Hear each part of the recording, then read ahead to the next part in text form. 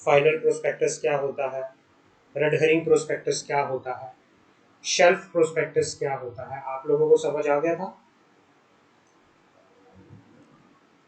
जी sir. Final prospectus,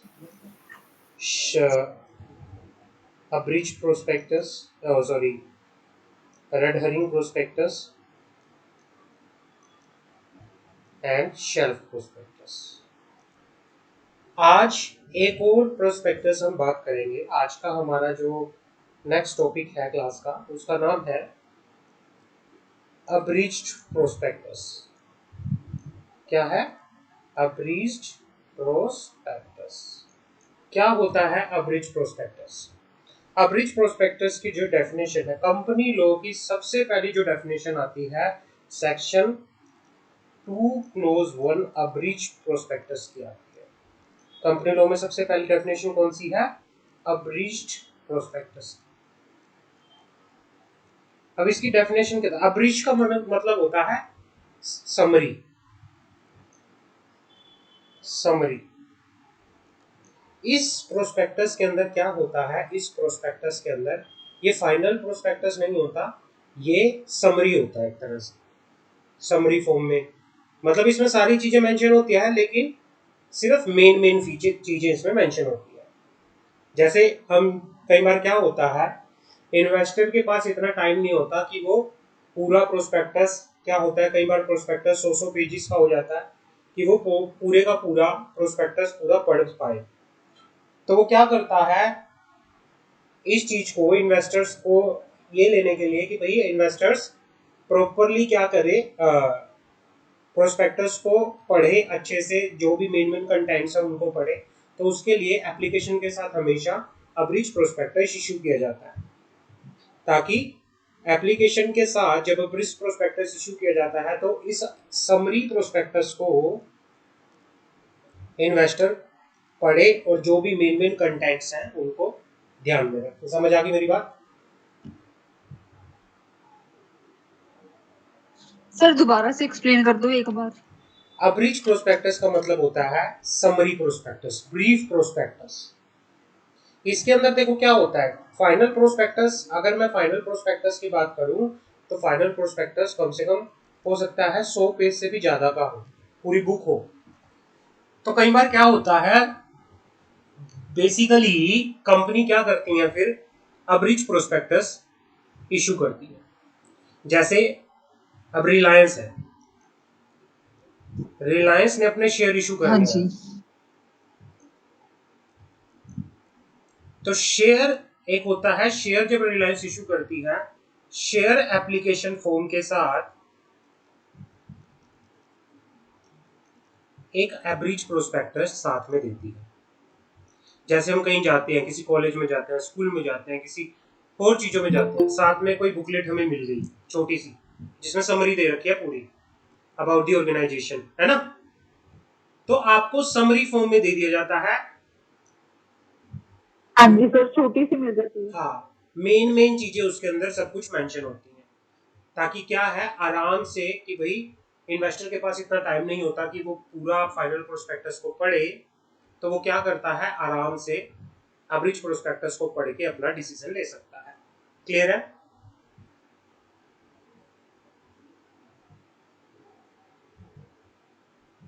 कोई doubt? जी sir. अब sir पढ़ते। बेसिकली क्या हाँ क्या चीजें प्रेजेंट रहती है? हाँ, मंचा बोलो। सर इस प्रोस्पेक्टर के अंदर सिर्फ समरी रहती है और कंपनी से रिलेटेड? इसमें सब कुछ, देखो ये होता, इसके अंदर सब कुछ होता है। देखो जो हमने ऊपर बात की थी रेड हरिंग प्रोस्पेक्टस की, है ना? रेड हरिंग प्रोस्पेक्टस के अंदर पूरी जी चीजें सर। होती हैं, डिटेल होती है पूरे बिजनेस की, उसमें डिटेल होती है। उसमें सिर्फ नंबर ऑफ शेयर और कितना प्राइस होगा शेयर का वो नहीं होता, लेकिन उसमें बाकी सब डिटेल में होता है। इसमें कितने नंबर ऑफ शेयर होंगे, कितना अमाउंट होगा, डिटेल पूरी, मतलब इसमें सब समरी फॉर्म में होता है, ब्रीफ फॉर्म में। जैसे हम कह देते हैं कि भाई आईसीएसआई, आईसीएसआई का स्टडी मटेरियल, ये तो फाइनल प्रोस्पेक्टस मान लो। और जब फैकल्टीज अपने नोट्स देता है समरी बना के, शॉर्ट नोट्स टाइप, कि भाई होता सब कुछ है लेकिन शॉर्ट नोट में, समझिए मेरी बात?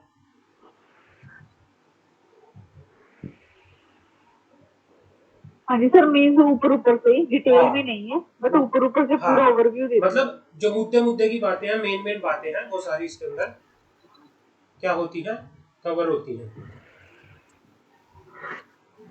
ठीक है सर।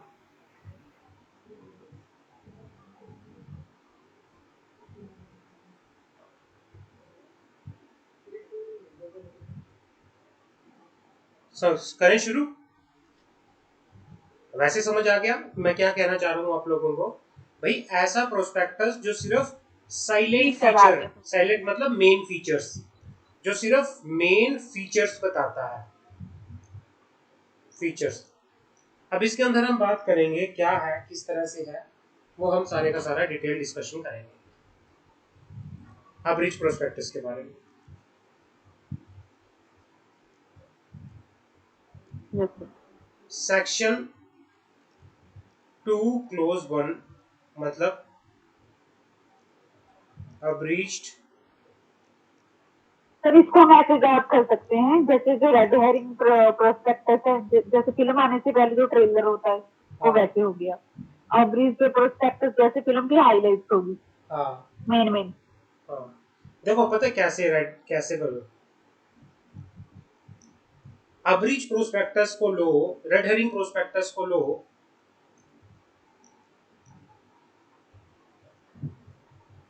रेड हेरिंग प्रोस्पेक्टस को लो टीजर की तरह,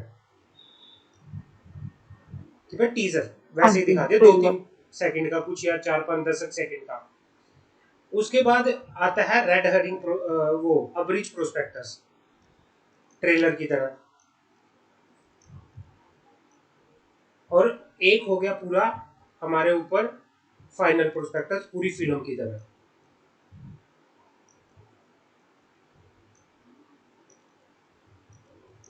समझ आ गई, क्लियर जी है। सर, आगे समझ। चलो अब मैं पूरा आपको अच्छे से हाँ बताता जी हूँ सर। रेड हेरिंग प्रोस्पेक्टस की पूरी डेफिनेशन अच्छे से। Section 2 clause 1, according to the section 2 clause 1 of the act, a breach prospectus mean memorandum. ये एक तरह से मेमोरेंडम टाइप होता है। मेमोरेंडम मतलब थोड़ा इंफॉर्मेशन देता है, छोटा सा ही होता है, ज्यादा बड़ा नहीं होता, जो साइलेंट फीचर, मेन फीचर बताता है प्रोस्पेक्टस के, may be specify by the, जिसको किसने स्पेसिफाई किया गया है, security and exchange board of India ने स्पेसिफाई किया गया है by making regulation in this behalf.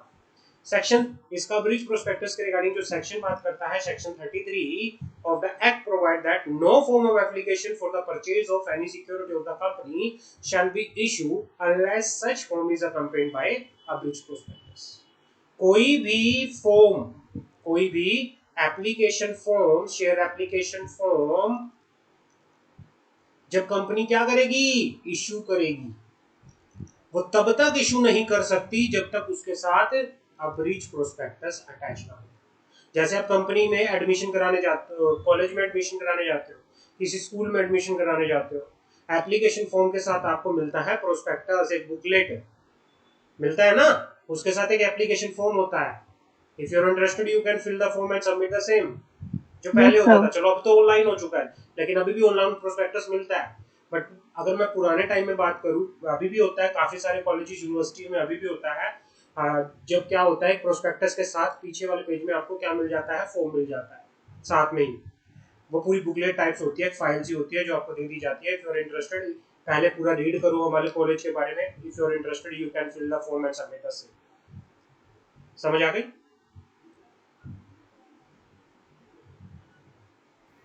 तो भाई जब यस तक सर। कोई भी सर ऐसे कंपनी, भी होता है कि फाइनल टेस्ट के साथ इसको इशू करना है, हाँ भाई ये मैंडेटरी होता है। भाई कोई भी कंपनी साथ शेयर, करना है इसको। हाँ हाँ क्या कह रहे हो, मैंडेटरी क्या कह रहे हो सिमरन। मीन्स मैंडेटरी होता है, फाइनल के साथ इशू करना है इसको। हाँ इट इज मैंडेटरी भाई। ब्रीच प्रोस्पेक्टस के साथ आप शेयर एप्लीकेशन मनी का, जो शेयर एप्लीकेशन के लिए जो फॉर्म इशू करोगे, वो मैंडेटरी होता है इशू करना, इसके बिना आप नहीं कर सकते। हाँ जी। हाँ, a copy of the ठीक prospectus है। on our request being made by any person before closing of the subscription list be furnished to them। ये quest लिखा है ना, इसको रिक्वेस्ट कर दो। मान लो आपने क्या किया, आपने शेयर एप्लीकेशन मनी के लिए, मान लो शेयर एप्लीकेशन फॉर्म, आप कंपनी हो और आपने शेयर एप्लीकेशन मनी लेने के लिए इन्वेस्टर से उसको शेयर एप्लीकेशन फॉर्म दिया, उसके साथ आपने अब्रिज प्रोस्पेक्टस भी दे दिया, लेकिन उसने बोला कि मुझे अब्रिज प्रोस्पेक्टस से सेटिस्फेक्शन नहीं है, मैं फाइनल प्रोस्पेक्टस चाहता हूँ। अगर किसी को फाइनल प्रोस्पेक्टस चाहिए तो वो कंपनी से क्लोजिंग, सब्सक्रिप्शन लिस्ट के क्लोज होने से पहले रिक्वेस्ट कर सकता है कंपनी को कि मुझे फाइनल प्रोस्पेक्टस चाहिए। क्लियर है, समझ आ गई?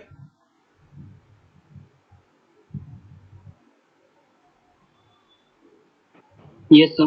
कोई डाउट किसी का तो मुझे बताओ। जी सर। समझ आ गई? हाँ, सर। मंशा, किरण, समझ आ गई? यस सर, आ गई। जी सर, आ गया। ओके। अब होता है किन किन सिचुएशन में अब्रीज प्रोस्पेक्टस इशू करने की जरूरत नहीं होती, एक्सेप्शन है इसकी।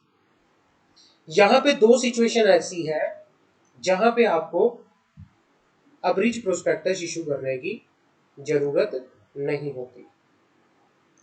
किन किन सिचुएशनों में, किन किन सिचुएशंस में अब्रीज प्रोस्पेक्टस इशू करने की जरूरत नहीं होती।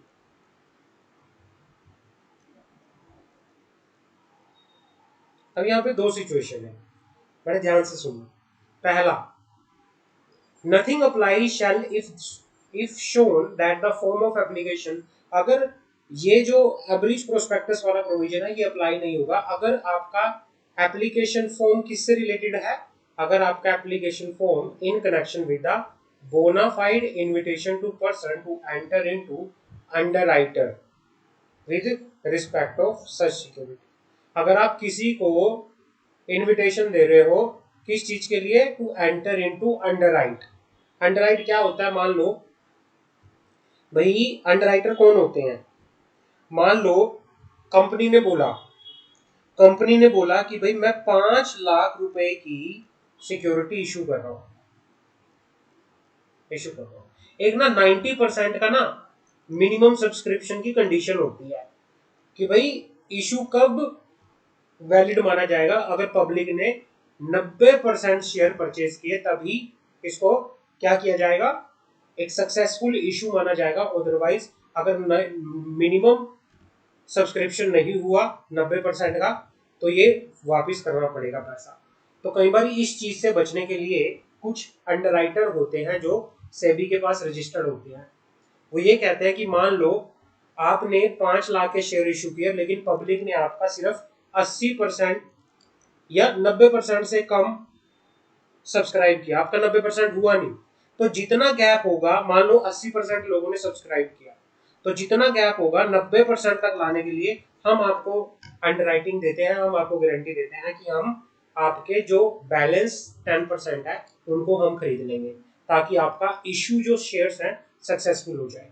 अगर कंपनी किसी के साथ बोनाफाइड इनविटेशन कर रही है किसी पर्सन को टू एंटर इनटू अंडरराइटर, तो भाई उस केस में अब्रिज प्रोस्पेक्टस की जरूरत नहीं होती। समझ आ गई बात मेरी? पहला पॉइंट क्लियर हो गया? ये दोबारा से बताओ। Clear sir. ठीक है, सर एक बात दोबारा एक्सप्लेन कर दीजिए। मैं दोबारा से एक्सप्लेन कर देता हूँ। मान लो भाई कोई कंपनी है एबीसी लिमिटेड, एबीसी लिमिटेड अपना इशू लेके आ रही है, पब्लिक इशू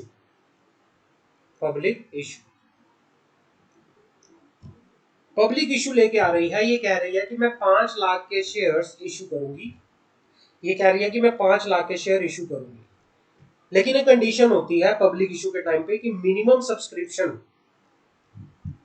ये सेबी के अंदर कंडीशन है, आईसीटीआर रेगुलेशन के अंदर ये कंडीशन है मिनिमम सब्सक्रिप्शन, क्योंकि जब भी कंपनी पब्लिक इशू लेके आएगी उस कंपनी को सेबी के प्रोविजन भी फॉलो करने पड़ेंगे।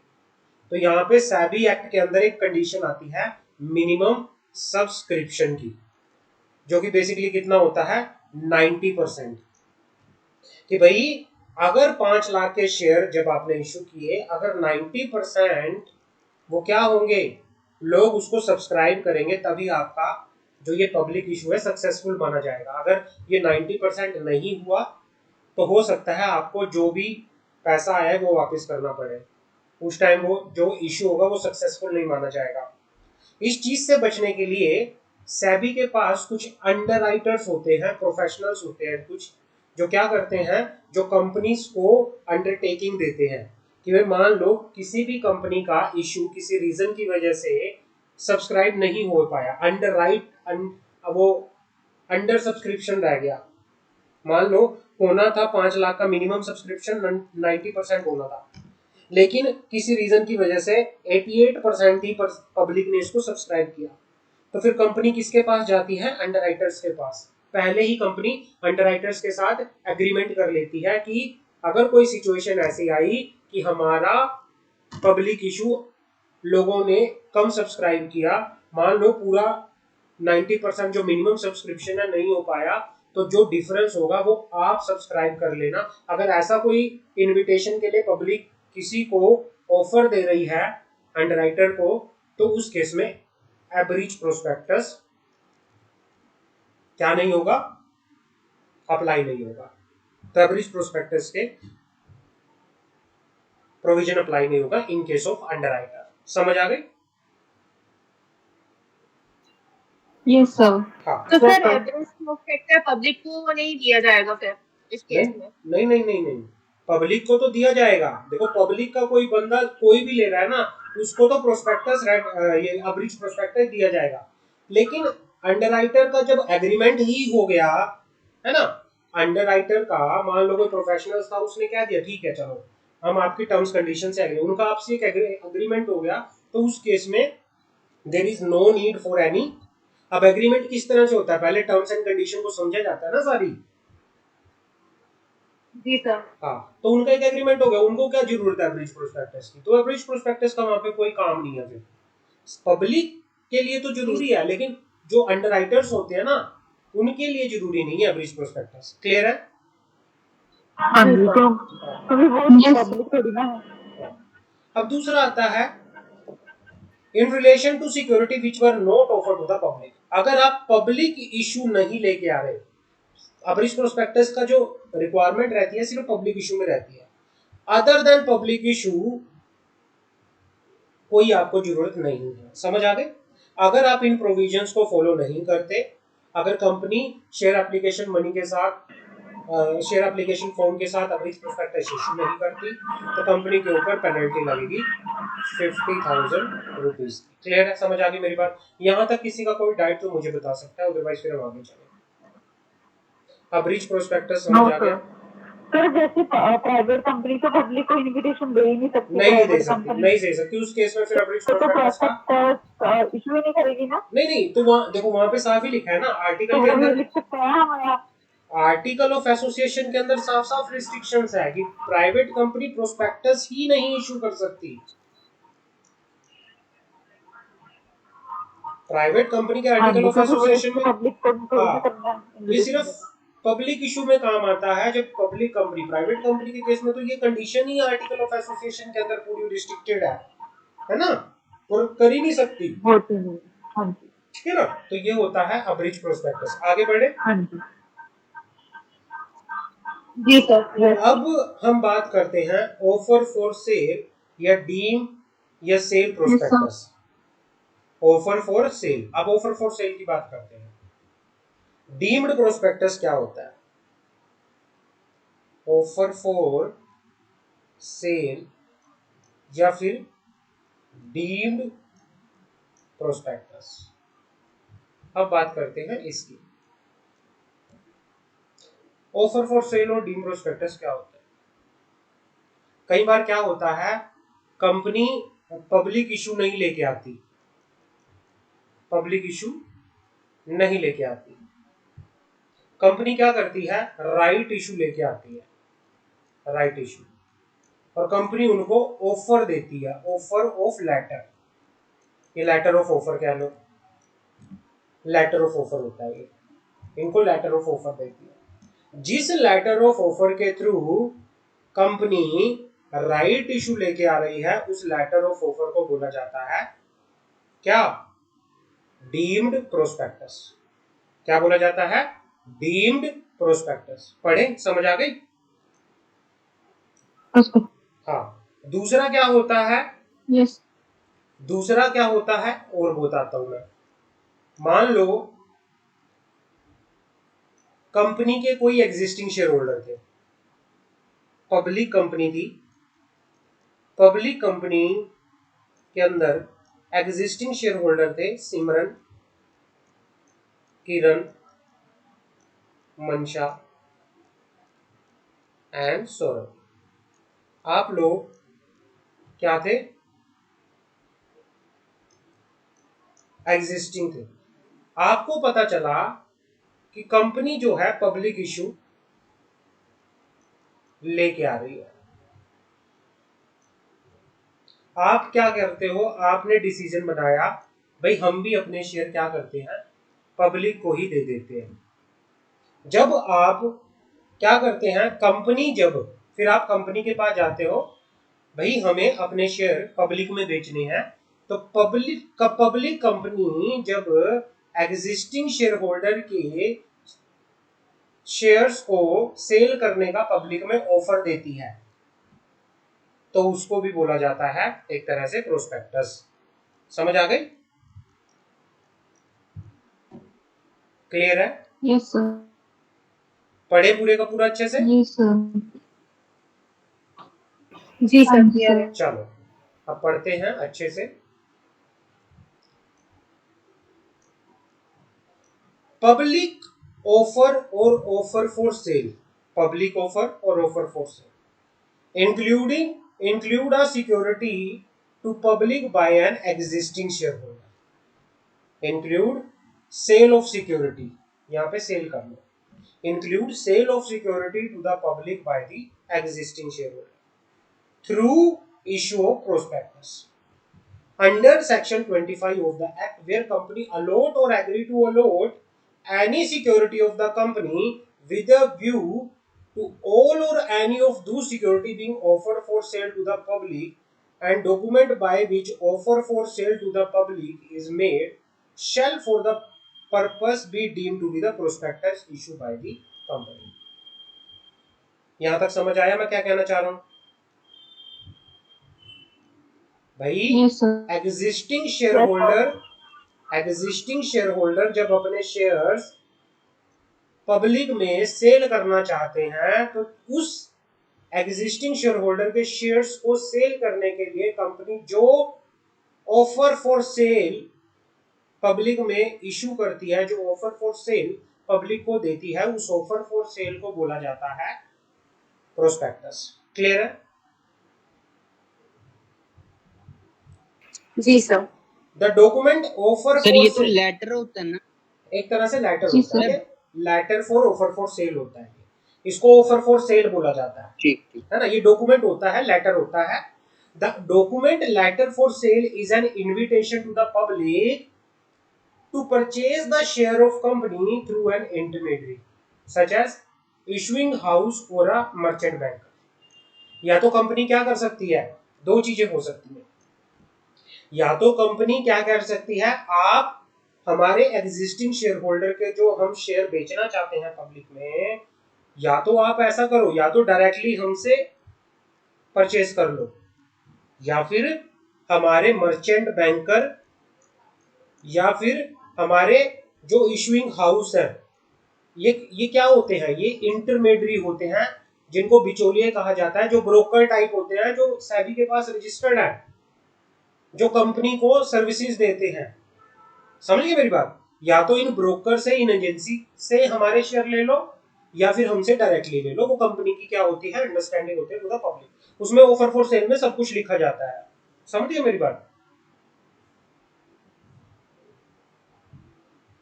या फिर कंपनी क्या कर सकती है, a company may allot or agree to allot any share or debenture to issue house without there being any intention on the part of company to take share or debenture available directly to the public through issue of prospectus।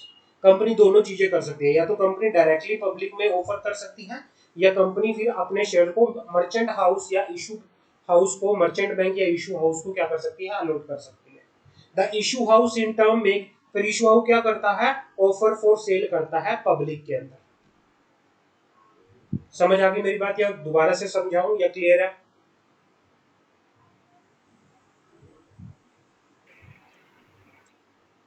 Clear है sir. Clear है? मंशा Clear है and sir. Simran and खुश जी sir clear है। किरण clear है? मंशा, सिमरन? जी sir clear है। हाँ हाँ जी सर। यस सर क्लियर है। चलो आगे बढ़े। अब प्रोस्पेक्टस के अंदर आप क्या क्या चीजें डालोगे? Matter to be stated under the हाँ जी सर। प्रोस्पेक्टस, क्या क्या चीजें प्रोस्पेक्टस के अंदर आती हैं? ये कहना चाह रहा है setting out the report on the financial statement. Matter to be stated under the prospectus क्या है? अब matter to be stated under the prospectus जो है, इसके रिगार्डिंग आप इसका मुझे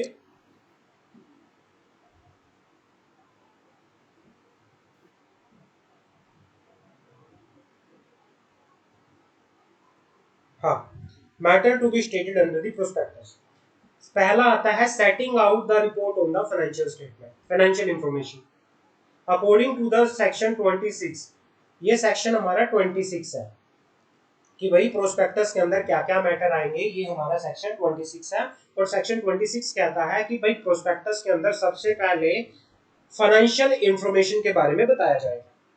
Every prospector shall state such information and set out such report on the financial information as may be specified by the Security and Exchange Board in consultation with the central government। भाई prospectus के अंदर company अपनी financial information के बारे में properly बताएगी, और किस तरीके से बताएगी वो सैबी ने क्या कर रखा है, स्पेसिफाई कर रखा है। जो सैबी एक्ट के अंदर लिखा हुआ है, इसमें आप ये चीज सेम आप सेबी एक्ट के अंदर भी पढ़ोगे। सेबी एक्ट के अंदर पूरा बता रखा है कि क्या क्या इंफॉर्मेशन आप अपने प्रोस्पेक्टस के अंदर डालोगे। तो वो इंफॉर्मेशन कहाँ दे रखी है पूरी की पूरी, वो दे रखी है सेबी एक्ट 1992 में, सिक्योरिटी लॉ में वो आप पूरा पढ़ोगे। Provided that until the Security Exchange Board specify the information report on the financial information under this subsection, the regulation made by the Security Exchange Board under the SEBI Act 1992 in respect of such financial information or report on the financial information shall apply। भाई ये कहना चाह रहा है कि भाई financial information जो भी प्रोस्पेक्टस के अंदर जो भी कंपनी को फाइनेंशियल इंफॉर्मेशन डालनी है वो कौन स्पेसिफाई करता है, सेबी। अगर कुछ अलग से ना बता रखा हो, अगर अलग से कुछ ना बता रखा हो, तो जो सेबी एक्ट के अंदर जो रेगुलेशन में जो जो इंफॉर्मेशन बताई गई है वो सेम टू सेम अप्लाई होगी। तो कंपनी लॉ में अगर आप ये बोल रहे हो कि आपको प्रोस्पेक्टस में क्या इंफॉर्मेशन देनी है, तो आप कहाँ किसको रेफर करोगे, कौन सी इंफॉर्मेशन को रेफर करोगे, मुझे बताओगे?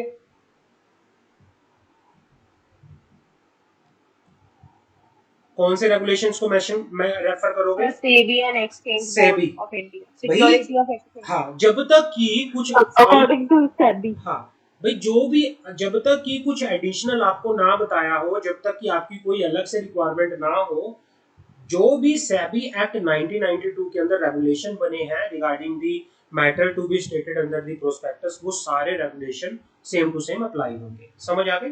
तो अगर कंपनी लॉ में आपसे कोई पूछे सर ये कंपनी लॉ में इंपॉर्टेंट है ये। हाँ, देखो कंपनी लॉ में इंपॉर्टेंट है, लेकिन इसकी रेफरेंस आपको जैसे हमने कंपनी लॉ के अंदर पढ़ा था, कंपनी लॉ के अंदर हमने पढ़ा था सिक्योरिटी की डेफिनेशन क्या होती है, तो हमने कौन से एक्ट को रेफर किया था?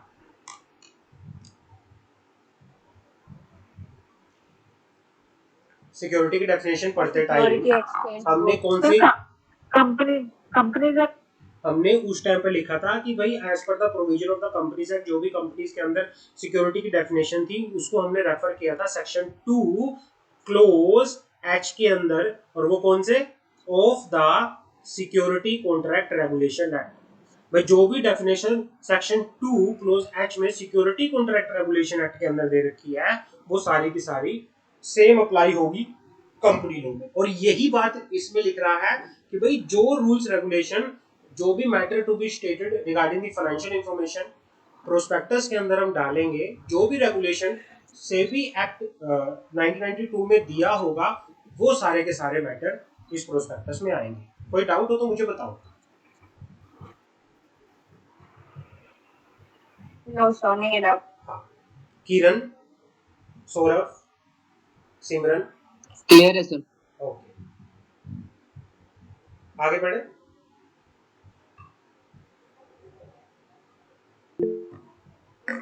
जी सर। चलो आगे बढ़ते हैं।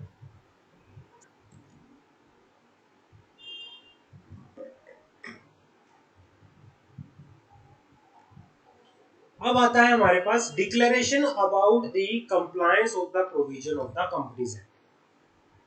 Declaration about the compliance of the company provision of companies act. To make a declaration about the compliance of the provision of the act and statement to effect that nothing in the prospectus is contrary to the provision of the act, security contract regulation act, secure SEBI act 1992। कोई भी company जब क्या करती है, public issue लेके आती है, तो आपको कौन कौन से एक्ट को फॉलो करना पड़ता है। कोई भी कंपनी जब पब्लिक इशू लेके आती है, एक ही एक्ट कंप्लाई नहीं होता, कंपनीज एक्ट आता है, SCRA एक्ट आता है, security contract regulation act, SEBI act आता है, और इससे रिलेटेड जितने रूल्स रेगुलेशन है वो आते हैं। तो भाई आपको जब प्रोस्पेक्टस इशू करोगे, प्रोस्पेक्टस के साथ एक डिक्लेरेशन भी देनी है। डिक्लेरेशन में क्या बताओगे कि जो भी चीजें प्रोस्पेक्टस के अंदर डली है वो सारी की सारी as per the provision of companies act है, as per the provision of security contract regulation act है, और as per the provisions of SEBI act है, and the rules regulation with thereunder. समझ आ गई? कोई डाउट हो तो मुझे बताओ। यहाँ तक कोई किसी का डाउट?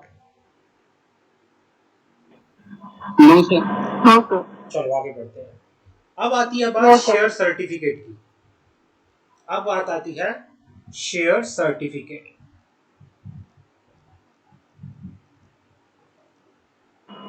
क्या होता है शेयर सर्टिफिकेट? शेयर सर्टिफिकेट तो उसी फॉर्म में मिलता है जब फिजिकल फॉर्म में शेयर हम खरीदते हैं फिर मिलता है हमें, अदरवाइज नहीं मिलता। शेयर सर्टिफिकेट हमेशा फिजिकली जब पर्सन शेयर परचेज करता है उस सिचुएशन में क्या होता है, दिया जाता है।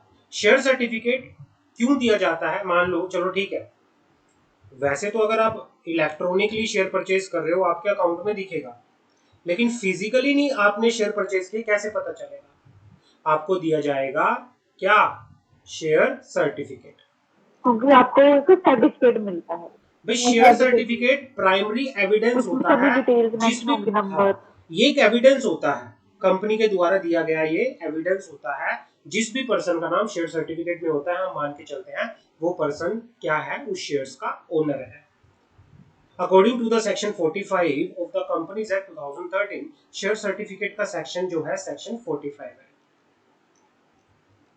Section 45, according to the section 45 of the Companies Act 2013, each share of the share capital of the company shall be distinguished with a different number for its individual identification। ये कहना चाह रहा है भाई कंपनी की शेयर कैपिटल के अंदर हर एक शेयर को अलग अलग नंबर से क्या किया गया है, डिस्टिंग्विश किया गया है उसकी आइडेंटिफिकेशन, इंडिविजुअल आइडेंटिफिकेशन के लिए। एक कंपनी के अंदर जैसे मैंने लास्ट क्लास में आपको बताया था कि 5 शेयर होल्डर हैं और 5 लाख के शेयर हैं, तो उनके जो डिवीजन होगा, जितनी जितनी उन्होंने होल्डिंग कर रखी होगी, तो एक सीरीज दी जाएगी कि 1 से लेके मान लो 1 लाख तक के शेयर ए सिमरन के पास है, 1 से लेके मान लो अगर 50,000 शेयर किसने मंशा ने ले रखे हैं, तो उसका क्या होगा, 1,01,000 से लेके कहां तक का, जितने आगे के 50,000 बनेंगे। और कहां तक के बनेंगे 50,000? 1,01,000 से लेके जो सीरीज होगी 50 लाख तक की, 50,000 तक की, सॉरी, तो ये हमारी बनेगी 1,01,000 से लेके 1,50,000 तक की सीरीज। 1,50,000, 1,01,000 से लेके 1,50,000 कितना बनता है, 50,000 शेयर। तो ये इंडिविजुअल क्या होता है, एक डिस्टिंक्टिव नंबर हर एक पर्सन को शेयर में फिजिकल शेयर के फिजिकल होल्डिंग के केस में दिया जाता है, ताकि पता चले कि यहाँ से लेके यहाँ तक के शेयर एक इंडिविजुअल के पास है, इस बंदे के पास है। समझ आ गई मेरी बात? जी sir. But Yes, sir. however such distinctive number, basically sir ये आइडेंटिफिकेशन नंबर होगा। हाँ, however such distinctive number is not required as per the provision of section 45 if share are held by person whose name is entered as a holder of beneficial interest in such share in the record of depository। अगर आपके demat form में share है, अगर आपके electronic form में share है, तो इस डिस्टिंक्टिव नंबर की रिक्वायरमेंट नहीं रहती। यहाँ तक क्लियर है? यहाँ तक कोई डाउट किसी का? No, क्लियर है sir. सर। जी सर. आगे हम बढ़ सकते हैं। अब शेयर जी, sir. Certificate who Yes, sir. Can issue, इसमें लिखो आगे हु कैन इशू, इशू आएगा who can issue share certificate. Share certificate कौन इशू करता है? जो ये शेयर सर्टिफिकेट होते हैं ये इशू होते हैं under the common seal of the company. जो ये शेयर सर्टिफिकेट होते हैं, ये शेयर सर्टिफिकेट इशू होते हैं under the common seal of the company, या फिर इनको साइन किया जाता है बाय द टू डायरेक्टर और by director and company secretary. मैं ये कहना चाह रहा है ये शेयर सर्टिफिकेट कंपनी की इनके सील लगती है, या तो इसको दो डायरेक्टर साइन करेंगे या फिर एक डायरेक्टर और कंपनी सेक्रेटरी साइन करेगा, अगर कंपनी के अंदर कंपनी सेक्रेटरी है। और जिस भी पर्सन के पास ये शेयर सर्टिफिकेट होता सर है, बस सीए साइन कर। अगर कंपनी के अंदर कंपनी सेक्रेटरी है, सर अगर कंपनी के अंदर कंपनी सेक्रेटरी है तो एक डायरेक्टर और एक कंपनी सेक्रेटरी साइन करेगा। अगर कंपनी के अंदर कंपनी सेक्रेटरी नहीं है तो दो डायरेक्टर साइन करेंगे। समझ आ गई मेरी बात? क्लियर है? Yes, sir. जी सौरभ सर। क्लियर है? सर सिर्फ कंपनी सेक्रेटरी Yes, ही sir. हम साइन कर सकते हैं, डायरेक्टर की रिक्वायरमेंट जरूरी क्यों है? देखो एक डायरेक्टर के द्वारा तो वेरीफाई करना पड़ता है, क्योंकि इशू जो किया जाता है उसमें रिक्वायरमेंट रहती है, ठीक है ना? प्रोविजंस में लिखा हुआ है कि भाई जी सर। हाँ, कंपनी सेक्रेटरी के भी साइन होते हैं, डायरेक्टर के भी साइन होते हैं प्रॉपरली अच्छे से, क्योंकि मैनेजमेंट का पार्ट होता है और पूरा एविडेंस होता है। भाई किसी भी पर्सन के पास है तो उसको मालिक बोला जाएगा शेयर्स का। क्लियर है? अब शेयर सर्टिफिकेट कब कब इशू किए जा सकते हैं? जी सर। शेयर सर्टिफिकेट कब कब इशू होते हैं? कब कब एक कंपनी शेयर सर्टिफिकेट इशू करती है? Time for issue of share certificate.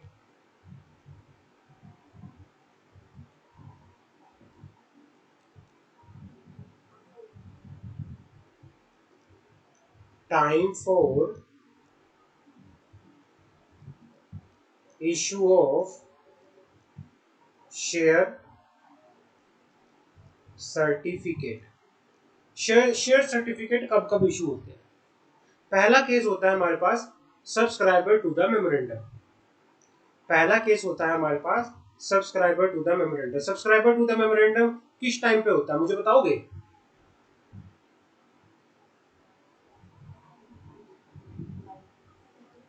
क्या सर, क्या बताना है? सब्सक्राइबर टू द मेमोरेंडम वाली सिचुएशन कब आती है? सब्सक्राइबर कब होते हैं? सर जब कंपनी इनकॉर्पोरेट होती है, इनकॉर्पोरेट स्टार्टिंग में होती है। सब्सक्राइबर टू द मेमोरेंडम क्या होता है? जब कंपनी इनकॉर्पोरेट होती है और जो लोग मेमोरेंडम को साइन करते हैं। सब्सक्राइबर में कितने लोगों ने सब्सक्राइब किए हैं शेयर? जो देखो, जो लोग साइन करते हैं मेमोरेंडम को वो होते हैं subscriber. The person who sign the memorandum called the subscriber. समझ आ गई मेरी बात? और जब सब्सक्राइबर टू द मेमोरेंडम होता है, इनको शेयर कब कब मिले जाते हैं?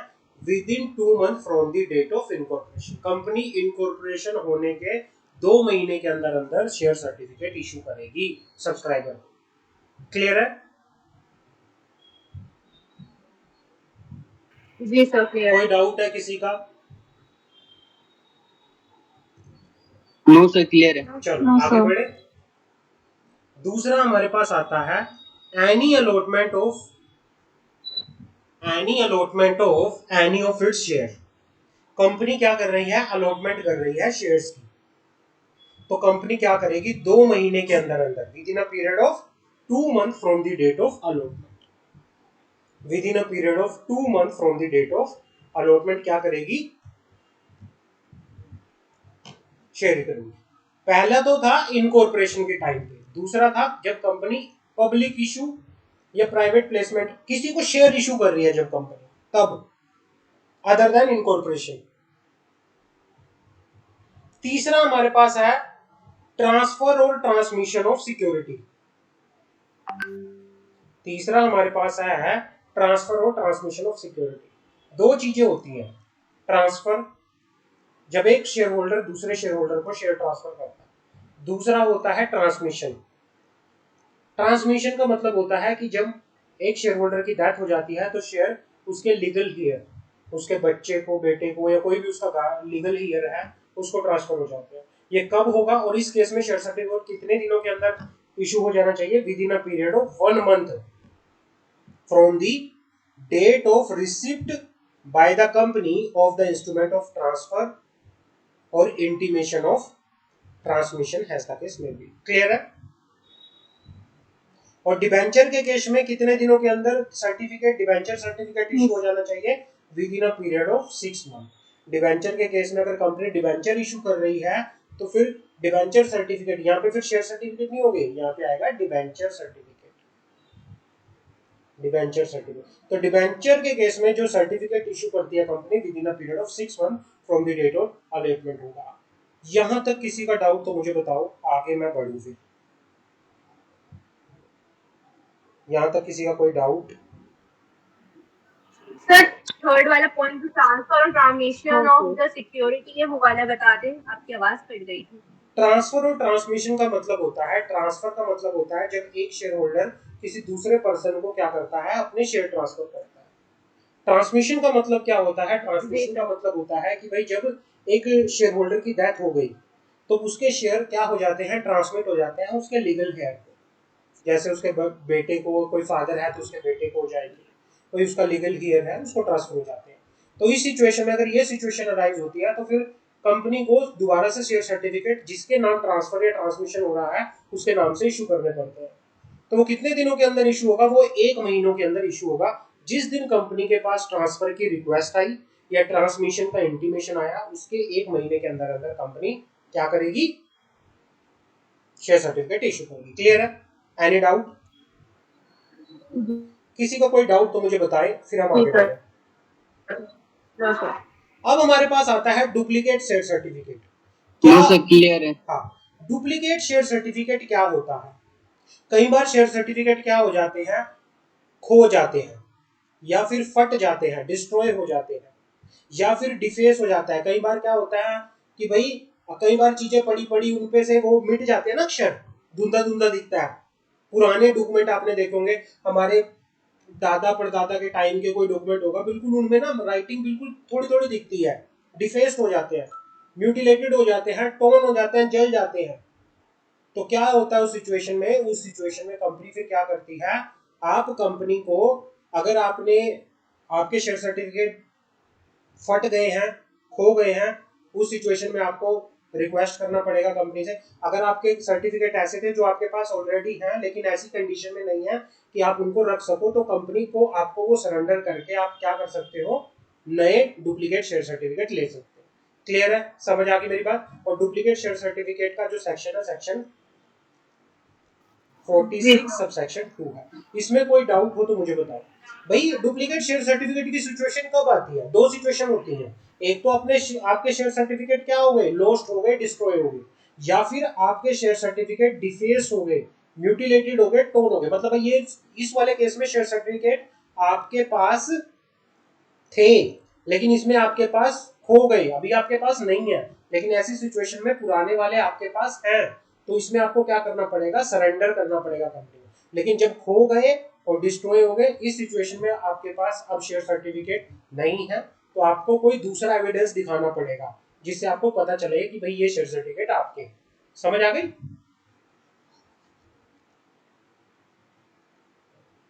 क्लियर है? Yes sir. जी सर।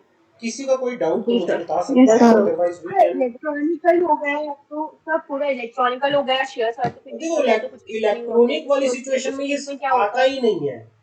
इलेक्ट्रॉनिक आपके शेयर सर्टिफिकेट जब इलेक्ट्रॉनिक केस में आपके शेयर ही जब ऑनलाइन है तो वो हमें खो थोड़ी जाएंगे कोई। वो सिचुएशन, ये सिचुएशन सिर्फ फिजिकल में ही हाँ अप्लाई जी, वो तो होती है। डिपॉजिटरी से इट पार्ट इज होता है only record. We are just talking about the physical share नहीं सर, सर्टिफिकेट। उस सिचुएशन में सर्टिफिकेट ही यूज नहीं होता। नहीं, शेयर सर्टिफिकेट की बात किस केस में होती सिचुएशन है? में इलेक्ट्रॉनिकल मोड की अरे सिचुएशन में इलेक्ट्रॉनिकल मोड में तो शेयर सर्टिफिकेट का जब नाम ही नहीं आता, तो शेयर फिर हमारे पास सर्टिफिकेट। एविडेंस कैसे रहेगा। अरे मंशा मेरी बात सुनो, जब जी सर। इलेक्ट्रॉनिक फोन के अंदर शेयर सर्टिफिकेट होते ही नहीं तो खोने की बात कहां से आएगी? इलेक्ट्रॉनिक शेयर सर्टिफिकेट किस सिचुएशन में होते हैं? सॉरी, शेयर सर्टिफिकेट किस सिचुएशन में होते हैं? फिजिकल, जब आपके पास फिजिकल होल्डिंग होती है। समझ आ गई मेरी बात? जब आपके पास फिजिकल होल्डिंग है तभी जी सर। आपके शेयर सर्टिफिकेट खो सकते हैं। अदरवाइज जब अब शेयर सर्टिफिकेट आपके है ही नहीं, आप इलेक्ट्रॉनिक में रखते हो, तो वहां पे ये क्वेश्चन ही अराइज नहीं होता। क्लियर है? जी सर ठीक। हाँ। अब आता है हमारे पास splitting of share certificate.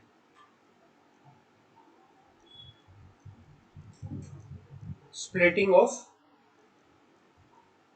Share certificate.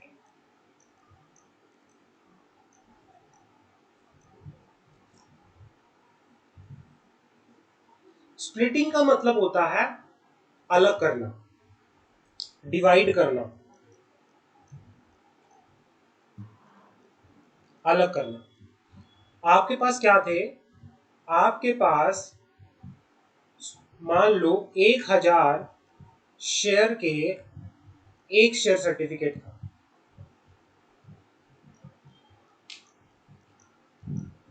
ये एक तरह नोट, ये नोट की तरह होता है। मान लो आपके पास क्या है, 2000 का नोट है। आपने किसी के पास गए, आपने बोला कि मुझे आप इसके 500 के 4 दे सकते हो क्या? आप आपका एक 2000 का नोट डिवाइड हो गया अलग अलग छोटे छोटे उसमें अमाउंट में। क्या? तो इसको कहते हैं स्प्लिटिंग करना। जब आप अपनी होल्डिंग को क्या कर देते हो? स्प्लिट कर देते हो, अलग अलग उसके लिए। Break. अब इसमें क्या होता है, मान लो 2000 का आपका क्या है, एक शेयर सर्टिफिकेट है। आप कहते हो कि मुझे तो 4 शेयर सर्टिफिकेट चाहिए। तो 4 के लिए आपको क्या करना पड़ेगा? 500 के 4 शेयर सर्टिफिकेट बनवाने पड़ेंगे, है ना? 500 का एक शेयर सर्टिफिकेट हो गया, 500 का एक दूसरा शेयर सर्टिफिकेट हो गया, 500 का तीसरा शेयर सर्टिफिकेट हो गया। होल्डिंग सेम है लेकिन आपने क्या कर दिया? डिवाइड कर दिया अलग अलग शेयर सर्टिफिकेट्स के अंदर। समझ आ गई मेरी बात? इसको कहते हैं स्प्लिटिंग करना। अभी मैं थोड़ा सा और क्लियर करके आपको बताता हूं। मान लो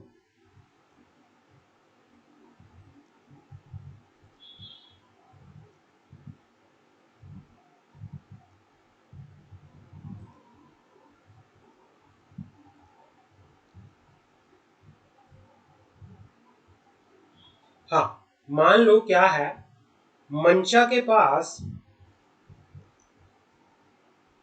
10,000 शेयर्स है और 10,000 का क्या है? शेयर सर्टिफिकेट है। 10,000 शेयर्स का एक शेयर सर्टिफिकेट है। मंशा ने क्या किया? 15,000 सॉरी 5,000 शेयर सिमरन को ट्रांसफर कर दिए, करना तो चाहते स्क्रीन हैं। विजिबल नहीं और अभी है। 5,000 शेयर सौरभ को ट्रांसफर करने हैं। अब मंशा क्या करेगी? लेकिन शेयर सर्टिफिकेट तो एक ही है उसके पास, लेकिन इसको ट्रांसफर करने हैं 2 लोगों को। तो क्या करेगी मंशा? इसको पहले स्प्लिट करेगी।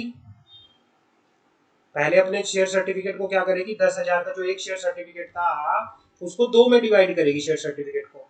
5,000 का शेयर सर्टिफिकेट एक बनाएगी और 5,000 का शेयर सर्टिफिकेट एक बनाएगी। और एक शेयर सर्टिफिकेट किसको ट्रांसफर कर देगी? सिमरन को। और दूसरा शेयर सर्टिफिकेट अपना किसको ट्रांसफर कर देगी? सौरभ को। इस तरह से क्या होगा? समझ आ गई मेरी बात? स्प्लिटिंग क्या होता है? जी सर।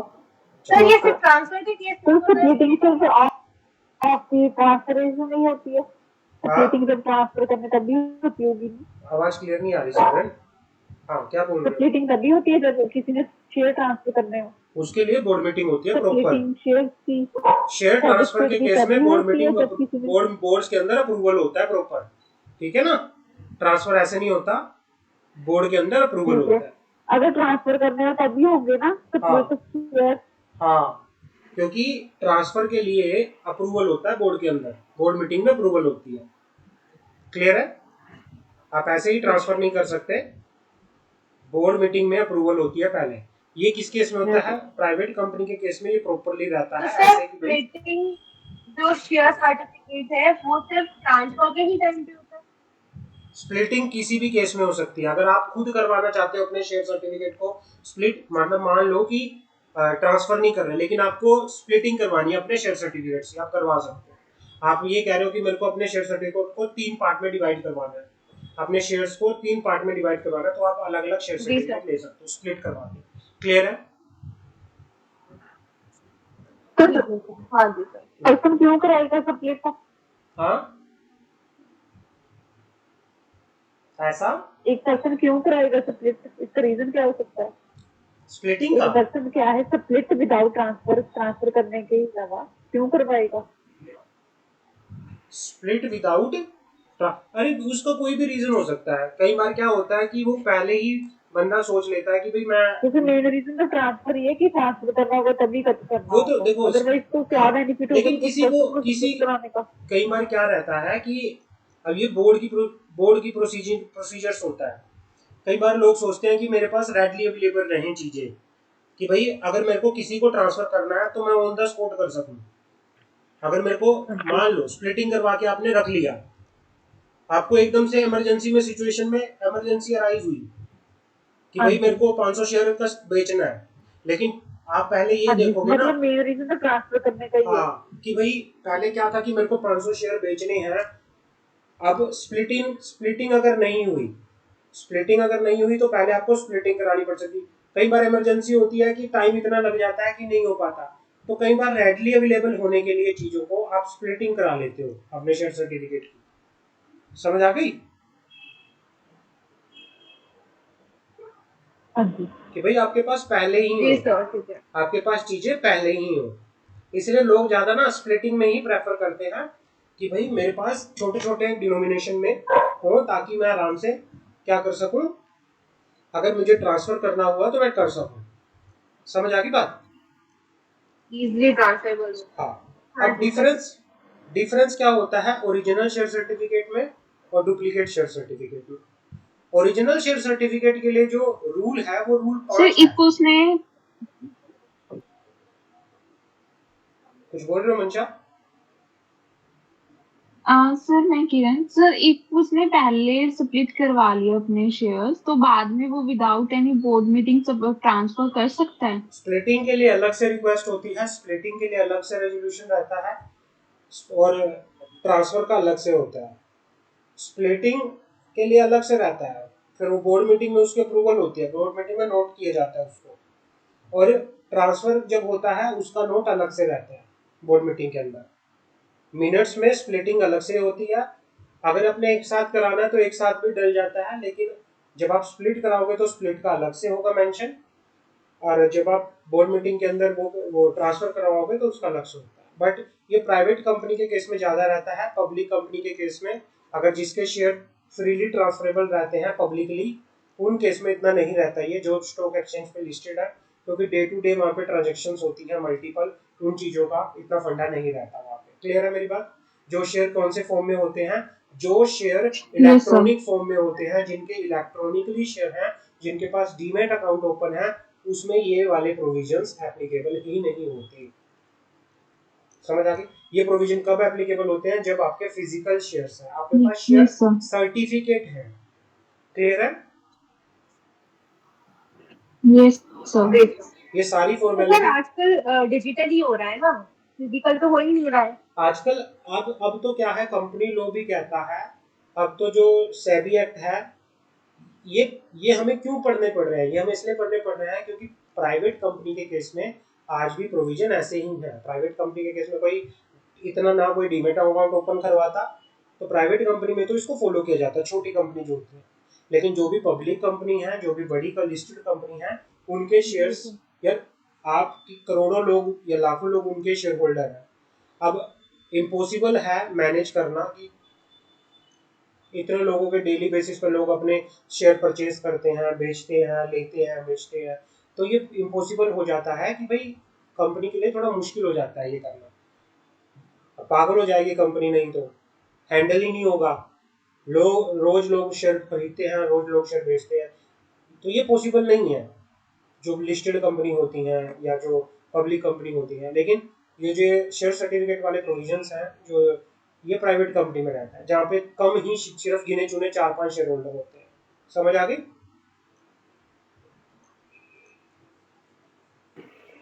ठीक है सर। हाँ, आगे बढ़े। सर अब आता है हमारे पास ओरिजिनल शेयर सर्टिफिकेट और डुप्लीकेट शेयर सर्टिफिकेट में डिफरेंस क्या होता है। जो ओरिजिनल शेयर सर्टिफिकेट है उसका सेक्शन है, उसका जो रूल है वो रूल 5 में बता रखा है, company share capital and debenture rule 2014 के अंदर। और जो डुप्लीकेट शेयर सर्टिफिकेट है उसको बता रखा है रूल 6 के अंदर, rule 6 of the company share capital and beneficial rule 2014। Issue, जो ओरिजिनल शेयर सर्टिफिकेट है फर्स्ट टाइम इशू होते हैं, जब कंपनी शेयर अलॉट करती है तब ओरिजिनल शेयर सर्टिफिकेट इशू होता है। लेकिन जो डुप्लीकेट शेयर सर्टिफिकेट होता है, इसमें हम रिन्यू कराते हैं ओरिजिनल शेयर सर्टिफिकेट का। इसमें क्या होता है, पुराने शेयर सर्टिफिकेट को आप सरेंडर करते हो और उसके बदले में आपको डुप्लीकेट शेयर सर्टिफिकेट मिलता है। ओरिजिनल शेयर सर्टिफिकेट को जब इशू किया जाता है उसमें कंपनी आपसे कोई फीस नहीं लेती, लेकिन डुप्लीकेट शेयर सर्टिफिकेट को इशू कराने के लिए पर सर्टिफिकेट का कंपनी आपसे 50 रुपए लेती है। टाइमलाइन क्या होती है शेयर सर्टिफिकेट इशू करने की, हमने पढ़ी है, अभी पढ़ी है ना ऊपर, ओरिजिनल शेयर सर्टिफिकेट को इशू करने की टाइमलाइन। जी सर। अब मैं बात करूं डुप्लीकेट शेयर सर्टिफिकेट को इशू करने की टाइमलाइन।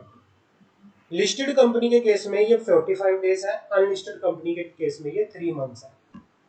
क्योंकि लिस्टेड कंपनी जल्दी 45 डे क्यों दे रखा है, क्योंकि लिस्टेड कंपनी का सब डाटा जो होता है वो स्टॉक एक्सचेंज के पास होता है। लिस्टेड कंपनी के जो भी ये डाटा होता है, ये आरटीए वगैरह देते हैं, तो वो आराम से कर देते हैं। लेकिन अनलिस्टेड कंपनी के केस में ये टाइम लगता है 3 महीने का। रिकॉर्ड और मेंटेनेंस, ओरिजिनल शेयर सर्टिफिकेट को जो रिकॉर्ड किया जाता है फॉर्म एमबीपी 2 के अंदर रिकॉर्ड किया जाता है, रजिस्टर ऑफ मेंबर के अंदर। डुप्लीकेट शेयर सर्टिफिकेट जो होते हैं फॉर्म SS2 के अंदर होते हैं। पेनल्टी, अगर कोई भी कंपनी शेयर सर्टिफिकेट इशू नहीं करती तो उस पर 50,000 रुपए की पेनल्टी है, 50,000 की। अब डुप्लीकेट शेयर सर्टिफिकेट की मैं बात करूं, according to the section 46 subsection 5, if company with an attention to fraud issue duplicate certificate of share, the company shall be punishable with fine which shall not be less than the 5 times of the face value of the share involved in the issue of the duplicate certificate, but which may extend to 10 times of the face value of such share or rupees 10 crore, whichever is higher, and every officer of the company who is in default shall be liable for the action under 447, that is fraud। मतलब मान लो कोई भी company fraud करने के purpose से duplicate share certificate issue कर रही है, मान लो कोई रीजन नहीं था डुप्लीकेट शेयर सर्टिफिकेट का इशू करने का, कंपनी फ्रॉड करना चाहती थी, अगर ऐसा पता चल गया तो क्या होगा, जितना अमाउंट शेयर सर्टिफिकेट के अंदर लिखा है, मान लो 1 लाख रुपए का लिखा था, तो उसके ऊपर आपको पेनल्टी 5, मिनिमम पेनल्टी 5 टाइम लगेगी, मैक्सिमम कितनी हो सकती है 10 टाइम भी हो सकती है, या फिर और कितनी लग सकती है 10 करोड़ रुपए, जो सा इनमें से सबसे ज्यादा होगा वो पेनल्टी लगेगी, मतलब जो इनमें से सबसे ज्यादा होगा, विच एवर इज हायर। और जो every officer of the company होंगे उन पर फ्रॉड का केस लगेगा। समझ आ गई? क्लियर है? Yes sir. Yes sir. किसी का कोई तो डाउट? सर ऑफिसर के ऊपर पेनाल्टी नहीं लगेगी? हाँ, सर ऑफिसर्स के ऊपर पेनाल्टी नहीं लगेगी? फिर वे ना, जब फ्रॉड का केस आता है ना, फ्रॉड का केस जब होता है तो उस केस में उनको क्रिमिनल माना जाता है, फिर उन पे लगते हैं दूसरे क्रिमिनल कोड के प्रोविजन जहाँ पे फ्रॉड आ जाता है। फिर क्रिमिनल कोड के अकॉर्डिंगली उन पे फ्रॉड के केस में जेल भी हो सकती है, अलग से फाइन भी लग सकती है। समझ आ गई मेरी बात? जी सर, ठीक है। Legal effect of share certificate. Share certificate का लीगल इफेक्ट क्या है? हमने अभी ऑलरेडी बात की हुई है, we have already stated that share certificate is prima facie evidence to the title of the person whose name is entered in the index. ये कहना चाह रहा है कि जिस भी पर्सन का नाम शेयर सर्टिफिकेट में होगा, शेयर सर्टिफिकेट उस चीज का प्राइमा फेसी एविडेंस होगा कि भाई जिस भी पर्सन का नाम शेयर सर्टिफिकेट के अंदर है वो शेयर का क्या है, ओनर है। It means that the share certificate is statement by the company that the moment when it was issued, the person name in it, it was the legal owner of the share specified in it. मतलब company ये statement देती है कि जिस भी person का नाम issue करते टाइम शेयर सर्टिफिकेट को उसमें डाला जाएगा वो उसका क्या होगा, ओनर होगा। समझ आ गई मेरी बात? Yes sir. हाँ, और जिस कोई पर्सन का नाम डाला जाएगा और जितने भी शेयर उस शेयर सर्टिफिकेट के अंदर डाले जाएंगे उतने शेयर का वो क्या होगा, मालिक होगा। It does not constitute title but also merely evidence of title. ये टाइटल कॉन्स्टिट्यूट नहीं करता, ये एविडेंस ऑफ टाइटल होता है। It is however a statement of considerable importance for it is made with the knowledge that other person may act upon it in the belief that it is true, and this fact bring into operation the doctrine of structure. As a result, share certificate once issued by the company bind in two ways, namely by the estoppel to the title, by the estoppel to the payment. Share certificate एक company की declaration होती है कि share certificate company की declaration कह लो या statement कह लो, जिसमें वो पब्लिक को ये कहती है कि भाई जिस भी पर्सन का नाम शेयर सर्टिफिकेट के अंदर है और जितने शेयर सर्टिफिकेट के अंदर लिखे हुए हैं, ये क्या है, ये एक शेयर सर्टिफिकेट एविडेंस है कि भाई वो उस शेयर्स का, उतने शेयर्स का क्या है, मालिक है। तो यहाँ पे दो डॉक्ट्राइन आते हैं। तो शेयर सर्टिफिकेट की स्टेटमेंट की वजह से दो डॉक्ट्राइन आते हैं। पहला डॉक्ट्राइन आता है estoppel has to payment। estoppel has to payment का मतलब क्या है? Share certificate once issued bind the company in two ways. In the first place, it is declaration by the company to the entire world that the person in whose name the certificate is made out and to whom it is given is a shareholder in the company. And in other words, the company is stopped from denying his title to the share. मैं ये कहना चाह रहा है कि भाई जो estoppel has to title है, ये डॉक्ट्राइन क्या कहता है कि जब एक कंपनी शेयर सर्टिफिकेट इशू करती है तो कंपनी बाउंड हो जाती है दो तरह से। पहला, जिस भी पर्सन का नाम शेयर सर्टिफिकेट के अंदर होता है तो ये डिक्लेरेशन होती है पूरे वर्ल्ड को कि भाई जिस भी पर्सन का नाम इस शेयर सर्टिफिकेट के अंदर है वो इस शेयर सर्टिफिकेट का क्या है, मालिक। समझ आ गई? पहला तो ये। दूसरा, एक बार कंपनी ने जिस भी पर्सन का नाम शेयर सर्टिफिकेट के अंदर डाल दिया तो फिर कंपनी खुद भी मना नहीं कर सकती कि ये इसका मालिक नहीं है। समझ आ गई? Yes sir. क्लियर है? कोई डाउट तो बताओ। सर उसके नाम में अल्टरेशन कर सकते हैं? क्या हुआ? सर उसके नाम में अल्टरेशन कर सकते हैं जिनका नाम अगर शेयर सर्टिफिकेट पे हो तो? हाँ, अल्टरेशन के लिए रिक्वेस्ट कर सकता है शेयर होल्डर, वो खुद रिक्वेस्ट कर सकता है। देखो, अल्टरेशन में अगर कोई भी चेंज करवाना है आपको शेयर सर्टिफिकेट के अंदर, आप रिक्वेस्ट करो कंपनी को, आपका नाम चेंज हो जाएगा अकॉर्डिंगली। ठीक है ना? क्लियर है सर। दूसरा होता है estoppel has to payment। Payment का मतलब क्या है? If the certificate state that on each of the share full amount has been paid, the company is stopped as against a bona fide purchaser of share from alleging that they are not fully paid। एक बार अगर company ने share certificate के अंदर ये लिख दिया कि भाई शेयर होल्डर ने सारा अमाउंट पे कर दिया है, तो बाद में कंपनी ये आरोप नहीं लगा सकती कि जो शेयर होल्डर ने परचेज किए थे उन्होंने पूरा अमाउंट पे नहीं किया, फिर कंपनी यहाँ पे स्टॉप हो जाएगी। समझ आ गई? वो बाद में ये नहीं कह सकती कि भाई इसने पूरा अमाउंट पे नहीं किया, अगर कंपनी ने फुली पेड अप लिख दिया शेयर सर्टिफिकेट के अंदर। क्लियर है? जी सर, ठीक है। समझ आ गई? अब आता है हमारे पास, इफ अ हाँ जी person know that the statement in the share certificate are not true, he cannot claim as a stop against the company borrow case। ये कहना चाह रहा है कि अगर कोई भी पर्सन वो जानता है कि जो ये स्टेटमेंट है ये शेयर सर्टिफिकेट अंदर क्या है, ट्रू नहीं है, जो भी स्टेटमेंट लिखी है शेयर सर्टिफिकेट के अंदर वो ट्रू नहीं है, he can not claim an stop against the company, और वो पर्सन भी क्लेम नहीं कर सकता कंपनी के अगेंस्ट। जो भी एक बार लिखा गया वो फैक्ट माना जाता है। इतनी जबरदस्त क्या है, लीगल इफेक्ट होता है शेयर सर्टिफिकेट का। तो आपको जो भी डालना होता है सोच समझ के डालना पड़ता है, फिर आप उसको चैलेंज नहीं कर सकते। समझ आ गई मेरी बात? क्लियर है? जी सर। लास्ट पॉइंट आता है इस वाले पार्ट का, इसके बाद हमारा part number yes B sir. Complete हो जाएगा। लास्ट पॉइंट है personation of share holder. Personation of share holder, section 57, personation of share holder. Personation का मतलब होता है प्रिटेंड करना। पर्सोनेशन का मतलब क्या होता है? प्रिटेंड करना, दिखावा करना, दिखावा करना। पर्सोनेशन ऑफ शेयर होल्डर का मतलब क्या होता है?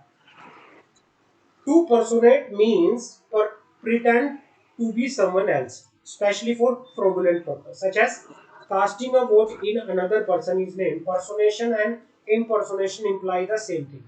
Personation हो गया, impersonation हो गया, दोनों एक चीज होती है। Where any person deceitfully personate has an owner of the security or interest in a company or any share warrant or coupon issued in persons of this act, and thereby obtain or attempt to obtain any such security or interest or any such share warrant or coupon, or receive or attempt to receive any money due any such owner, he shall be punishable with imprisonment for a term which shall not be less than 1 year, but which may extend to 3 years, but or with fine which shall not be less than 1 lakh, but which may extend to 5 lakh।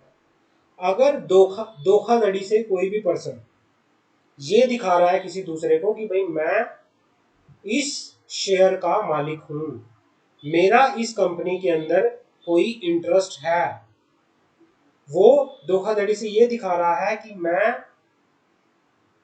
मेरे को ये share मिलेंगे, मेरा इस company के अंदर share मिलेगा, और धोखे से वो कंपनी से कोई पैसा रिसीव कर रहा है या फिर कोई इंटरेस्ट रिसीव कर रहा है, तो भाई उस केस में अगर पता चल गया कि ये एक्चुअल में वो पर्सन नहीं है जो ये बन रहा है, तो उस केस में क्या होगा, उस पर्सन को कम से कम 1 साल की सजा, और मैक्सिमम टू मैक्सिमम कितने तक की हो सकती है, 3 साल तक की हो सकती है, और 1 लाख रुपए का फाइन और 5 लाख तक मैक्सिमम लग सकता है। समझ आ गई मेरी बात? अगर कोई पर्सन दिखावा कर Yes, रहा sir. है और दिखावा करके वो फ्रॉड कर रहा है कंपनी के साथ कि भाई ये शेयर मैंने अप्लाई किए थे, मैं वो पर्सन हूं, मुझे ये शेयर दे दीजिए, अगर ये पता चल गया तो भाई वो पर्सन फिर फ्रॉड के केस में पकड़ा जाएगा और उसके ऊपर प्रॉपरली क्या लगेंगे, फ्रॉड के प्रोविजंस लगेंगे। समझ आ गई मेरी बात? यहां तक किसी का डाउट हो तो मुझे बताओ, जी सर। फिर हम इसको क्लोज करें आज। जी सर। क्लियर है यहां तक? Yes sir. चलो, जी सर, क्लियर है। यहां तक हमारा कंप्लीट होता है पार्ट बी। पार्ट सी मैं आपको एक बार बता देता हूँ। पार्ट सी में हमारी कितनी क्लास लगेंगी।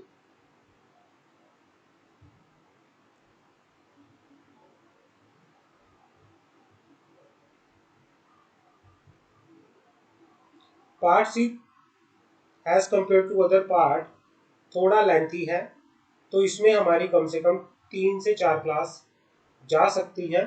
3 क्लास तो मैं कह रहा हूँ आराम से, 3 से 4 भी जा सकती हैं। और पार्ट सी के बाद एक आता है फिर हमारे पास पार्ट डी। अभी तो पार्ट सी थोड़ा चलेगा काफ़ी, लेकिन ज़्यादा जल्दी जल्दी हम पार्ट इसको करेंगे ताकि हमारा मैक्सिमम टू मैक्सिमम 4 क्लास के अंदर खत्म हो, 3 से 4 क्लास के अंदर। लेकिन we will try to complete in